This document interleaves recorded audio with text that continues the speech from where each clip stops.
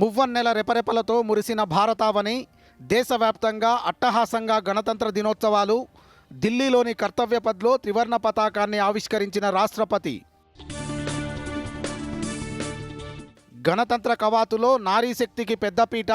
భారత సాయుధ సంపత్తిని, సంస్కృతి సాంప్రదాయాలను చాటిన శకటాలు. రాష్ట్ర వ్యాప్తంగా ఘనంగా రిపబ్లిక్ డే వేడుకలు. సికింద్రాబాద్ పరేడ్ గ్రౌండ్స్లో జాతీయ జెండాను ఎగురవేసిన గవర్నర్. సంక్షేమ పథకాల అమలులో తెలంగాణ ఆదర్శంగా నిలుస్తోందన్న జిష్ణుదేవ్ వర్మ. మరో 4 సంక్షేమ పథకాలకు కాంగ్రెస్ ప్రభుత్వం శ్రీకారం.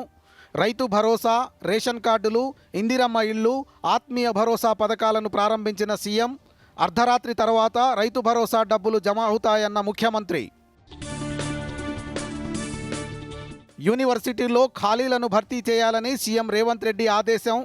దూర విద్య చదివే విద్యార్థులకు సైతం ఫీజు రీయింబర్స్మెంట్ చేస్తామని హామీ. అండర్-19 టీ20 ఉమెన్స్ వరల్డ్ కప్లో భారత్ ఘన విజయం. సూపర్ 6 గ్రూప్ 1లో బంగ్లాదేశ్పై 8 వికెట్ల తేడాతో గెలుపు.